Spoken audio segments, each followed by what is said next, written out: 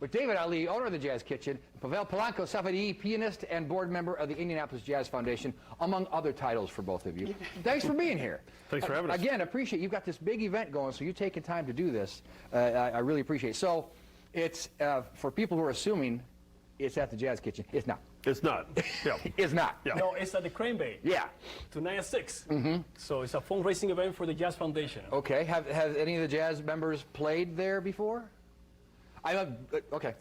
I'm always curious about when an event moves, the acoustics change, right? So you guys are all set, dialed in? Yep. Of course. Yeah, there are people working there as Yeah. we speak. Yeah. All right. How many are you expecting? Or I think we have about 300 right now.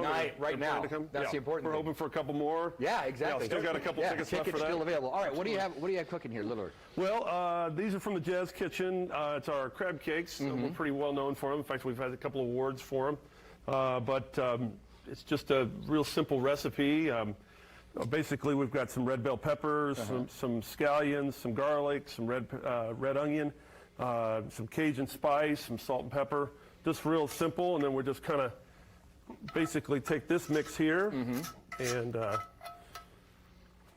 we'll push that in with just a little bit of mayonnaise. Smells really good, though. And some egg, a little Parmesan cheese, and some breadcrumbs, maybe a little bit more. Obviously, how important is it to get the ratio right so it sticks together? Well, we've got a TV ratio going here, but you know, we'll generally make these in a little bigger quantity back at the club. But basically, you want them, you know, just a consistency. We try to think of everything being a lot of crab. So we just want enough breadcrumbs and enough binding to basically kind of keep that crab together. So we get a mix about like that, and we dump in our crab. And we use a claw crab. It's kind of like the dark meat, so you can think of it like a thigh meat. Sure. All right. Thank you for putting in. But I think it has a lot of good flavor for those that are looking for a little less expensive than the lump stuff, you know, which honestly, once you fry them, it's still delivered that flavor. It's still delivering that flavor. So basically, we've got a mix like this. We use the panko, and we ball them up. We end up with basically a... You must have an assembly line in the back of the Jazz Kitchen. We do. We go through a lot of these crab cakes. So then after that, we basically just fry them up. Look at that. Wow. Don't bob for them. This is not an apple situation. This is not an oil apple is situation. very, very hot. That's right.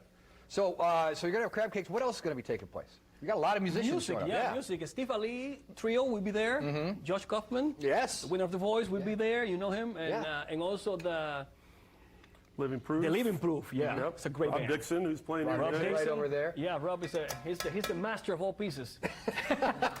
Well, I follow you guys on social media, and I'm curious. I don't know that there is a genre of music that is so openly successful at collaboration. Like, I think you guys could smell another jazz musician a mile away, and within a matter of seconds, you will find each other's groove and make it work, just based on the number of combos and the number of concerts and pop-up concerts and tiny studio things you've been doing. That's right, yeah. And jazz is global, right? It's, you know, it have taken over the world, basically. You're global. Don't get personal. So, and in terms of tickets still available, right? How do people track that down? At IndieJazzFoundation.org is the best place. It tells you all about the event, what's included, how much it costs. There's a silent auction. There's a live auction. Like you said, Living Proof, so if you want to dance, there'll be a fantastic dance band and fantastic jazz as well. But all for a great cause, and that's to support the jazz legacy, jazz education, and of course, jazz performance right here in Indianapolis. We'll come out for the music and to get some bites and then get bitten by the jazz bug, and then we'll talk a little bit later about some more events that are coming down on the schedule. We've got the links on IndieStyle.tv. He teased it ahead of me. Rob Dixon from Indie Jazz Fest takes us to break.